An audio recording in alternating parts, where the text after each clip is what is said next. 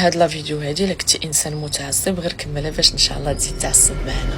راه ما يمكنش انت تكون حمار. شنو معنيتها؟ يعني انت مولود عطاوك الدين بواحد الطريقه غتتبعوا ديك الطريقه، ولا كان غلط الدين ماشي ديالك وما مكتوبش لك في سميتك، انت كتحط الاطار ديال الحياه ديال كامله في يد انسان غير سمع. حنا باش عرفنا نسمع مزيان فوالا، باش عرفت انا داك الحديث صحيح. واي انسان قال لي هضره عن سير عاوتاني كسيري عن رسول الله، اش كتجي كتولي كتفهم بحال هكا، ما كتبقاش تحط الحياه ديالك في اطار تفسير شخصي ما.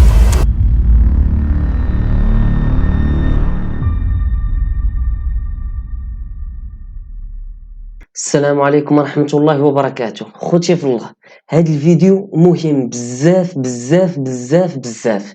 حط حداك شي قهيوه ولا شي بريريت ديال اتاي وركز معايا مزيان.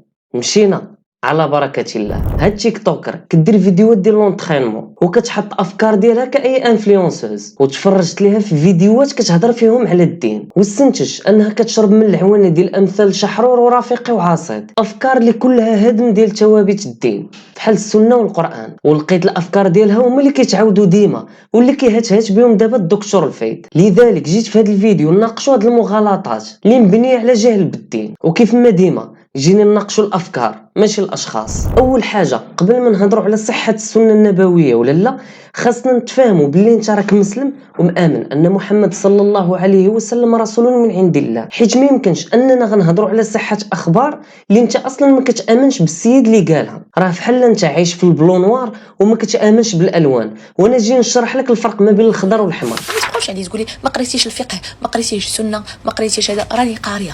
راه انا باش تعرف واحد الحاجه، انا راه 5 سنين كدير الحجاب، اوكي 5 سنين انا كنت كنوض كنصلي الفجر. عمر كان الحجاب ولا الفجر دليل على العلم، وحتى العلم الا قريتيه باش من نوايا ولا باش من مرجعيه دخلتي تقراه. وخير دليل هما المستشرقين اللي هما المسيحيين واليهود الباحثين في علوم الشريعه الاسلاميه اللي حياتهم كامله كرسوها باش يقراو الاسلام غير باش يجبدوا منه الشبهات والتشكيكات. زائد انني ندخل نقرا بالانحياز التاكيدي، يعني ناخذ غير داكشي اللي كياكد لي افكاري عن طريق الانتقاء ونتعزل النصوص وداكشي اللي بغيت ولا غيريح ليا ضميري، ولكن ما كنضبطش العلوم وما كنقراهمش من الالف حتى الياء، ونحاول انني نفهمهم وكيفاش كيخدموا، حيت بطبيعه الحال الا قريت بهذه الطريقه ما غتبانش ليا الحقيقه، وانا داير نضادر كحلين عاطيهم ليا شي مستشرق ولا شي علماني متنوع. كيف ما قلنا في الاول، حنا مآمنين بلي محمد صلى الله عليه وسلم رسول من عند الله، ولكن واش السنه اللي هي اقوال وافعال الرسول صلى الله عليه وسلم واش وحي بحال القران؟ قال الله تعالى على الرسول صلى الله عليه وسلم: وما ينطق عن الهوى ان هو الا وحي يوحى. كنا كنعرفوا ان القبله كانت في اتجاه بيت المقدس، والله عز وجل حولها لمكه المكرمه. وتحول القبله كاينه في الايه اللي كاينه في سوره البقره، قال الله تعالى: قد نرى تقلب وجهك في السماء فلنولينك قبلة ترضاها فولي وجهك شطر المسجد الحرام وحيث ما كنتم فولوا وجوهكم شطره، إلى آخر الآية. ولكن بلاتي في هذه الآية قال لنا الله عز وجل: وحولوا القبلة من بيت المقدس لمكة المكرمة. ولكن فين هي الآية اللي أمرنا بها الله عز وجل في الأول باش نتوجهوا لبيت المقدس؟ ما كايناش في القرآن. يعني كاينين اوامر ونهي كينزل للرسول صلى الله عليه وسلم، ولكن ما كايناش في القرآن. يعني هذا الوحي هو السنه النبويه. زائد على ذلك كاينين بزاف ديال الايات كيامرنا فيهم الله عز وجل باش نطيعوا الرسول صلى الله عليه وسلم وباش نديروه قدوه. قال الله تعالى: واطيعوا الله والرسول لعلكم ترحمون. قال الله تعالى: لقد كان لكم في رسول الله اسوه حسنه لمن كان يرجو الله واليوم الاخر وذكر الله كثيرا. اسوه حسنه هي بمعنى الاقتداء، هو مثال صالح خاصك تشبه به. والطاعه كيفاش خصنا نطيعوه في الاقوال والافعال ديالو، يعني في داكشي اللي قال لنا ديروا ما ديروش. والافعال والاقوال وصلونا عن طريق احاديث. في لقيتي لقيتي احاديث باش عرفت انا داك الحديث صحيح، وكتجي كتلقى هاد الفكره ديال هذا حديث صحيح هذا حديث ضعيف. يعني جاو عاوتاني باش عرفت ان هاد الحديث صحيح، احسن سؤال يقدر يسولو المسلم لراسو، وهذا السؤال هو اللي ولد لينا واحد العلم ضخم اللي كيتسمى علم الحديث، اللي كان من قبل اللي هو المنهج النقدي للاخبار او المنهجيه التوثيقيه للاخبار، اللي كان في مدارس غربيه والمسلمين شدوه وطوروه وزادوا فيه بزاف، اللي ولا هو هذا العلم اللي كنعرفوا دابا علم الحديث، اللي من حق اي مسلم يفتخر به، واللي غنحاولوا ندويو عليه من دابا شويه. وكندير فيديو بالصوت والصوره شحما ولحما كتشوفني وكتسمعني وكتعرفني انا اللي قلت الهضره ديالي ياك وما كتفهمنيش، يعني ما تقدرش وكتكتب لي كومونتير ما عندوش علاقه بداكشي اللي انا كنقول، ورا انا قايلاه ياك، وليني انت ما فاهمش حتى شنو انا كنقول، وليني انت راه سمعتي عني ياك. قالت انها مثلا كدير فيديو في تيك توك والناس ما كيفهموهاش واخا شافوه صوت وصوره، وجعلته دليل على ان الصحابه يقدروا يكونوا سمعوا من الرسول صلى الله عليه وسلم وما فهموش مزيان ووصلوا لنا الخبر غلط، وهذا قياس غلط وسطحي بزاف. علاش؟ حيت الرسول صلى الله عليه وسلم ما صيفطش للصحابه فيديو ولا جلس دار معاهم شي قهيوه وحدثهم شويه ومشى. محمد صلى الله عليه وسلم راه كبر وسطهم، راه عاش معاهم 63 سنه، 23 سنه فيها دوزها اسلام، يعني راه كيعرفوه مزيان وكيفهموه مزيان وكيهضر بلسانهم وبلغتهم. انت راه كيتفرج في كريفي العربي الامازيغي وكل واحد فيهم كيفاش كيفهم الدارجه، راه كلمه كتبدل المعنى ديالها من منطقه لمنطقه. ها وسط المغرب، وهذا الشيء علاش خصنا نفهموا القران والسنه بفهم الصحابه والتابعين وباللغه العربيه ديال ذاك الوقت، حيت نزل بلسانهم. وكيف ما بينا قبيله، هذا راه وحي، راه ماشي خواطر طاحوا لك في راسك، كل كلمه كتقال في بلاصتها. زياده على ذلك، واش انت عندك علم بالمتابعين ديالك كاملين كيفاش كيفكروا كيفاش كيفهموا باش تقدري تهضري بالطريقه اللي غيفهموك بها كاملين؟ وراه كان كيعرفهم مزيان وكيعرف كيفاش خصو يوصل لهم الهضره باش يفهموها. والطوندونس ديالهم ديال داك الوقت راه هو الشعر والخطابه، يعني راه كيلعبوا في تيرانهم.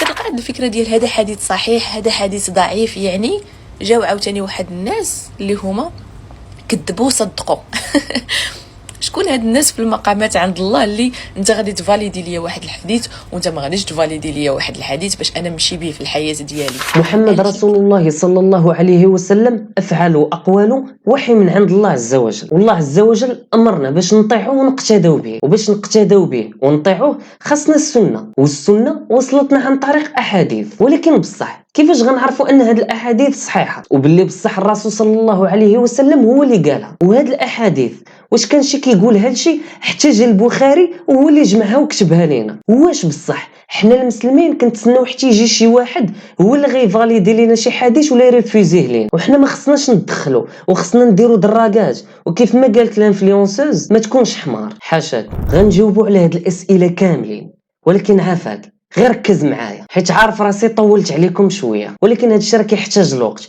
وجزاكم الله خير حيت بقيتوا معايا حتى لدابا. اولا، اي خبر جاك كيحتمل جوج حوايج، يا صحيح يا خطأ، لا ثالث لهما. ركز معايا، مثلا جا عندك خوك وقال لك قالت لي يا ماما راه بابا سافر، الخبر يا غيكون صحيح يا غيكون خاطئ. خوك ولا ماماك الا كان واحد فيهم كيكذب ولا كينسى ما غتيقش الخبر بلا ما تاكد من الصحه ديالو. السلسله اللي عرفتي بها هذا الخبر هي خوك عن ماما، يعني خوك قالت ليه ماما، والخبر اللي هو باك سافر هو المتن. هنا غتكون فهمتي شويه شنو بغيت نقول. هادشي بالضبط اللي كيديروا علماء الحديث، ما كيفاليديوش وما كيريفيزيوش الحديث من راسهم، لا كيشدوه وكيفككوه وكيدرسوه كامل من السند حتى المتن، من الناس اللي رواو الحديث اللي هي العنعنه وحتى المتن حتى الخبر كيدرسوه. كيفاش كيدير؟ اي حديث خصو يدوز منه واحد الغربال اللي كيدوزوه منه علماء الحديث اللي ما كتزقل منه حتى شي حاجه. شنو هاد الغربال؟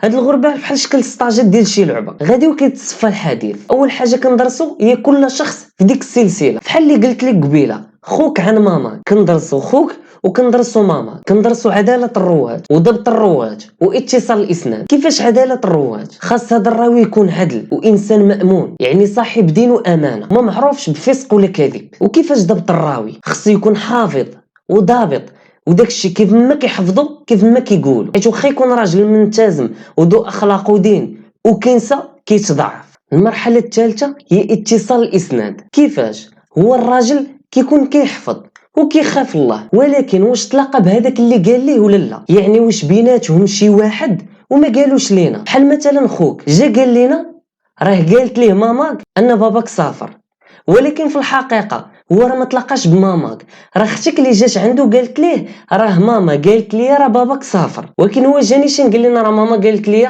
راه بابا سافر، ولكن ما ذكرش لينا اختو. هذا كيتسمى اسناد منقطع، وما عارفين شكون هذاك اللي جا بيناتهم، واش حتى هو عدل ولا ضابط. يعني سلسله الاسناد او العنعنه خصها تكون متصله وما يتزقل لينا منها حتى شي واحد، ولا ما يتقبلش الحديث. شادين معايا؟ كنحاول نبسط بقدر الامكان. دابا درسنا الاسناد والعنعنه، صافي نقبلوا الحديث بركه بحال هكا؟ لا، كندرسوا حتى المتن اللي هو الخبر، خصو يكون فيه السلامه من العله والشذوذ. علاش كندرسوا حتى المتن؟ حيت فاش درسنا السند عرفنا الناس الثقات وبقاو غير الناس اللي كنثيقوا فيهم، ولكن كاينين الثقات وكاين اللي اتقى منه، حيت كنقلبوا على الصحيح واللي لا غبار عليه. شنو كنديروا؟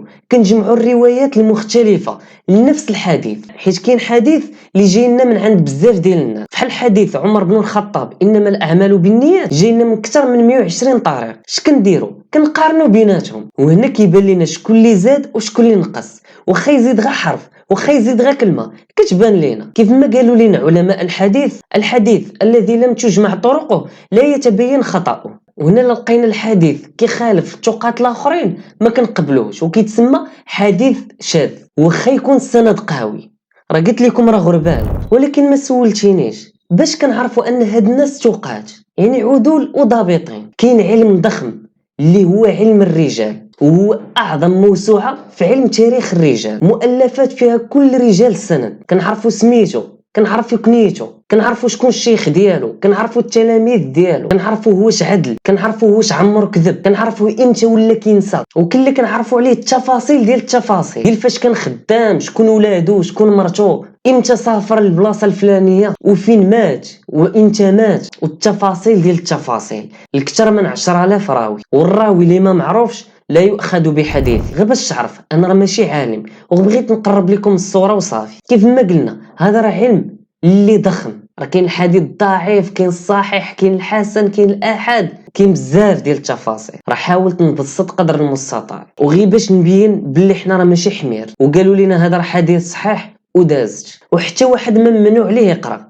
ولا ما يعرفش ولا مخزونه عليه شي حاجه. سير قرا وفهم وتعلم وتدرج في العلم، وولي لينا عالم، ماشي تطلق اللايف في تيك توك ولا انستغرام واش بقى تشير بالهضره غير حيت صليتي الفجر شي ليلات ولا قريتي لشي مستشرق ولا متنوع. واش الاحاديث كانوا مكتوبين في الحياه ديال الرسول صلى الله عليه وسلم ولا حتى مات والناس بقاو غير كيتناقلوهم شفهيا حتى جا البخاري هو اللي كتبهم لينا؟ وشكون اقوى، الكتابه ولا الحفظ؟ نجاوبوا بعدا على هذا السؤال هو الاول. واش الكتابه اقوى من الحفظ؟ طبيعه الحال لا. الحفظ ما غتقدرش تبدل فيه، الا كنتي حافظ على ظهر قلب ما كاينش اللي يقدر يزيد لك ولا ينقص لك في راسك. من غير الكتابه اللي مع الوقت يقدر يجي اي واحد يحرف ويزيد وينقص اللي بغى، كيف ما طرا في الكتب ديال الشرائع اللي قبل منا بحال التوراة والانجيل. يعني الاساسي عندنا هو الحفظ، ولكن هادشي ما كيعنيش ان الكتابه ما كانتش. على العكس، السنه تدونات في الحياه ديال الرسول صلى الله عليه وسلم. مثلا فاش كان كيصيفط القبائل الاخرين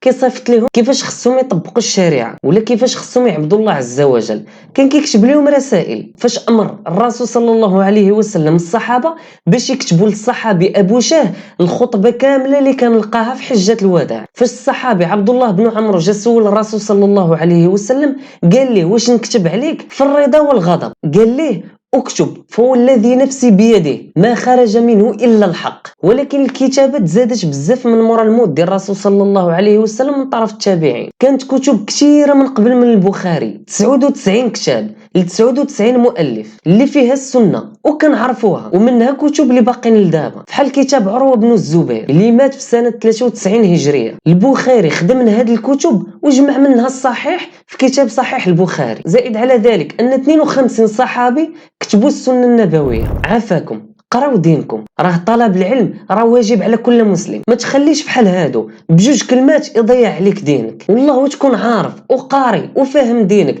تغيولي يجيك بحال هادشي بحال النكات. راه هاد الناس كيعيشوا فواحد التناقض كبير. الا مشينا بالمنطق ديالهم راه غنوليو نشكوا في كل شيء، غنوليو نشكوا في داكشي اللي كنقراو في المدرسه، الفيزياء والكيمياء، وخصنا نشكوا في الطب. ولكن لا، وما هادشي عندهم من المسلمات واخا ما عارفينوش كيفاش تاجا. تقول ليه قال نيتشه او قال ديكارت، والله ما يشك بالله هذا الخبر راه كاذب. ولكن الحديث اللي مدروس بطريقه رائعه واللي غنشكو فيه. شي الا حيدتي السنه ما غتبقاش عارف كيفاش خصك تعبد الله عز وجل. السنه راه تبيان للقران. كنتمنى نكون توفقت في هذا الفيديو، فان اخطات فهو مني وان اصبت فانه توفيق من عند الله. دير جمال عجبك الفيديو واعطينا رايك في لي كومونتير وتابونا باش تكمل معنا وبارطاجي، لان الدال على الخير كفاعله. السلام عليكم ورحمه الله وبركاته.